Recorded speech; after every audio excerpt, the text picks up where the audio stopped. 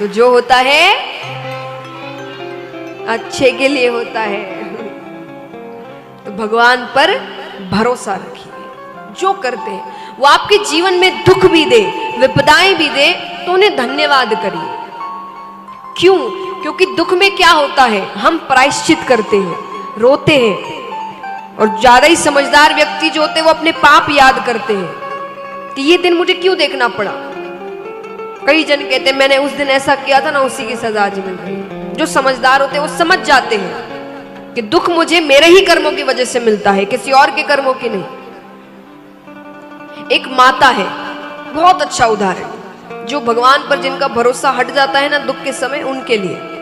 एक माता है, देख रही है दरवाजे पे खड़े होकर मोहल्ले में बच्चे कुछ खेल रहे हैं, छोटे छोटे बच्चे, उनमें उनका बच्चा भी खेल रहा है। सारे बच्चे बहुत प्यारे लग रहे हैं।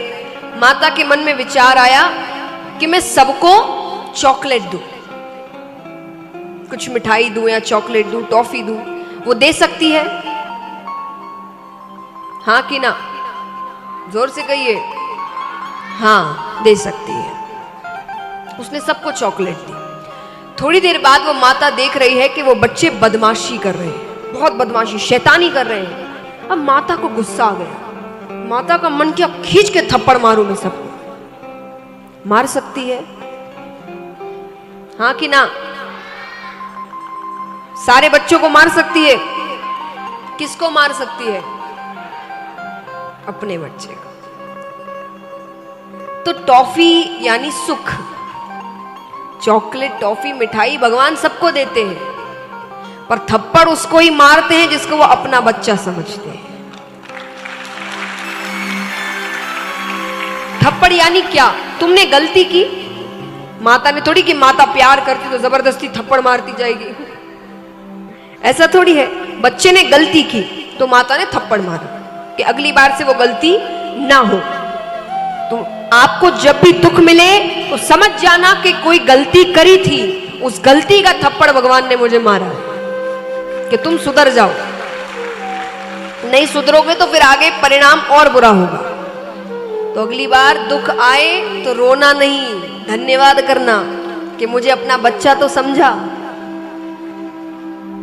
तो महाराज ये है पांचवा लक्षण, तितिक्षा, कि भगवान जो भी दे प्रसाद समझकर ग्रहण करो। ये धर्म के 5 लक्षण हुए। इन्हें अगर आप अपने दिनचर्या में करते हैं तो आप धर्म को बचा कर रखते हैं। यही धर्म है।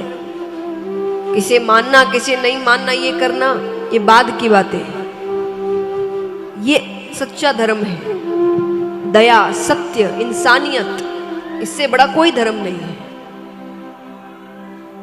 फिर स्त्रियों के धर्म के बारे में भी बताया गया कि स्त्रियों का क्या धर्म है। स्त्रियों से कहा गया कि वो पतिव्रता धर्म का पालन करें। ऐसे आजकल 2-2 व्रत हो गए हैं हर समय। तो यहाँ पर एक पतिव्रता है और एक पत्नी व्रता है, और आजकल पत्नी व्रता ज्यादा चल रहा है।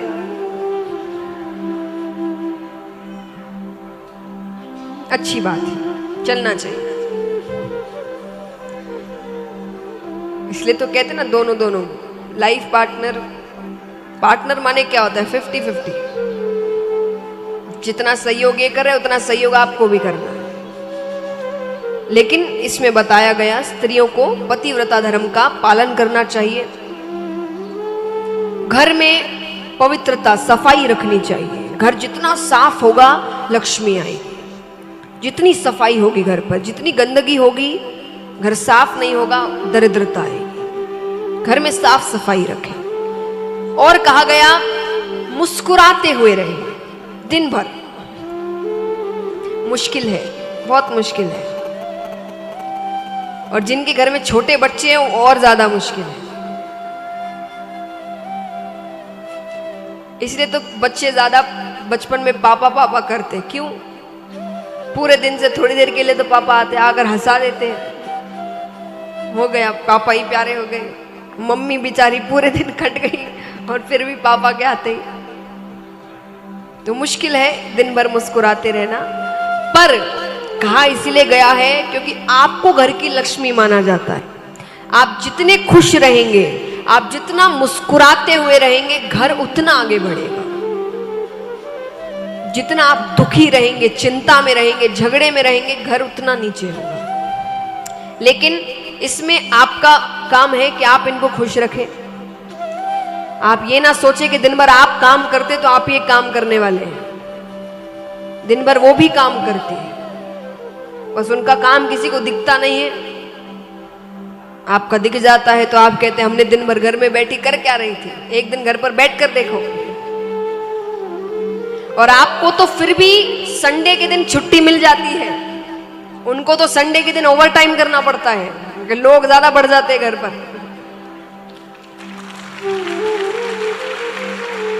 तो अगर आप चाहते हैं कि आपका घर आगे बढ़े, खुशियां हो, तो उनको खुश रखो। क्योंकि ये मैं नहीं कह रही, श्रीमद् भागवत में कहा गया है, वो जितना खुश रहेंगे, जितना मुस्कुराती हुई रहेंगी, घर उतना आगे जाएगा। तो महाराज, स्त्रियों के धर्म के बारे में बताया गया और कहा गया अपने पति का नाम मुख से नहीं लेना चाहिए। जो असल नाम है वो नाम आप मुख से ना लें। आजकल ये नहीं माना जाता इतना, पर अभी भी गांव में अगर आप जाएं तो पतियों का नाम मुख से नहीं लेते हैं। कारण ये कहा गया है कि इससे पति की आयु कम होती है, इसलिए आपको उनका नाम मुख से नहीं लेना चाहिए। एक बार एक कथा हो रही थी कहीं पर, तो कथा के बीच भजन होते हैं। उस कथा में एक महिला आई थी अपनी जेठ जी की बेटी चंपा के साथ। अब कथा के बीच भजन हो रहे हैं तो महाराज जी ने भजन गाया, जय रघुनंदन कंस निकंदन देवकी नंदन त्वम शरणम। सब गा रहे हैं, सब के सब, सिवाय उस महिला के, क्योंकि उसके पति का नाम था देवकी नंदन। अब वो गा नहीं रही तो यहाँ महाराज जी की नजर पड़ती है। महाराज जी देख रहे पंडाल में एक एक व्यक्ति बैठा गा रहा है सिवाय उस महिला के। तो थोड़ी देर बाद महाराज जी ने इशारा किया, तुम भी गाओ। और महिला चिंता में पड़ गई कि अब तो महाराज जी ने भी मुझे देख लिया। तो उसकी नजर चंपा पर पड़ती है, वो गाती है, जय रघुनंदन कंस निकंदन चंपा के चाचा त्वम शरण।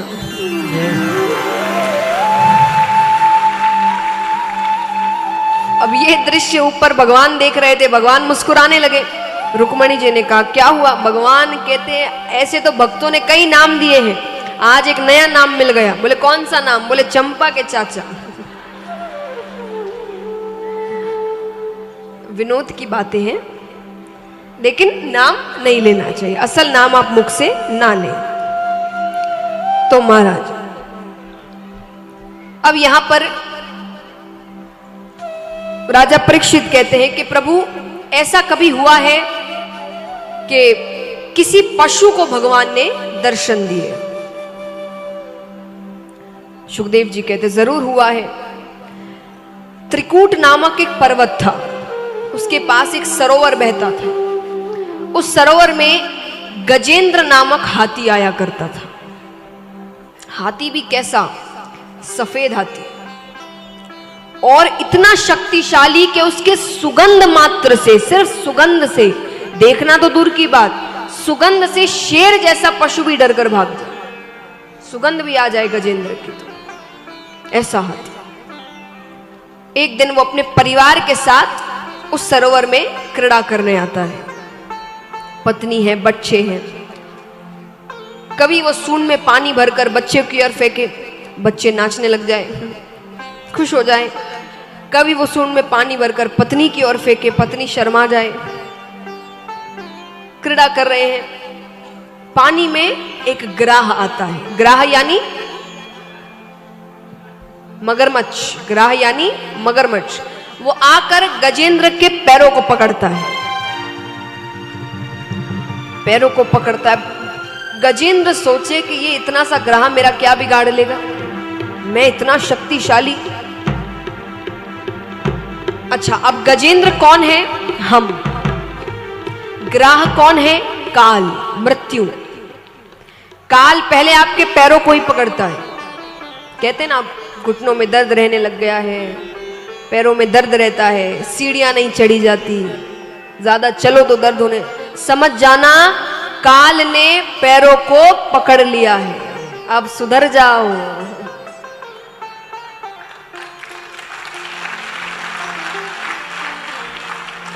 लेकिन हम गजेंद्र हैं, हम कहते ये मेरा क्या बिगाड़ लेगा। गजेंद्र ने कहा कि ये ग्राह मेरा क्या बिगाड़ लेगा, लेकिन अब ग्राह पानी का पशु है, पानी में रहते रहते उसकी शक्ति तो बढ़ती ही जाएगी, और गजेंद्र पानी का पशु नहीं है, पानी में रहते रहते उसकी शक्ति कम होती जा रही है, शरीर ढीला पड़ता जा रहा है। अब धीरे धीरे ग्राह गजेंद्र को पानी में खींचता जा रहा है, खींचते खींचते पानी के बीच में ले जाता है। अब गजेंद्र डूब रहा है, अब डूब रहा है तो वो पुकारे अपनी पत्नी को कि मेरी रक्षा करो, अरे तुमसे मैं इतना प्रेम करता हूं, तुम्हारी खुशी के लिए मैंने क्या नहीं किया। पत्नी ने कहा बचा तो लूं, लेकिन क्या पता आपके पैरों को पकड़ छोड़कर वो मेरे पैरों को पकड़ ले,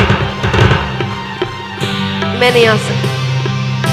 बच्चों से कहता है तुम तो मेरी रक्षा करो, तुम्हारी खुशियों के लिए मैंने अपने सपने छोड़ दिए कि तुम्हारे सपने पूरे कर सकूं मैं। बच्चों ने कहा पिताजी चिंता मत करिए, आपके जाने के बाद आपका सारा काम अच्छे से करेंगे, पैसों की कमी नहीं रखेंगे। गजेंद्र कहता है मैं अभी जीवित हूं, रिश्तेदार परिवार सबको पुकारता है, कोई नहीं आता, कोई नहीं आ रहा मदद के लिए, सबको डर लग रहा है वो ग्राह उसके पैर छोड़कर हमारे पैर ना पकड़े। अब जब इतनी सी सूंड बाहर रह जाती है, पूरा डूब जाता है, इतनी सी सूंड बाहर है, हर जगह से हार गया, तब कहता है परम पिता परमेश्वर मेरी रक्षा करो, हे द्वारिका के नाथ मेरी रक्षा करो।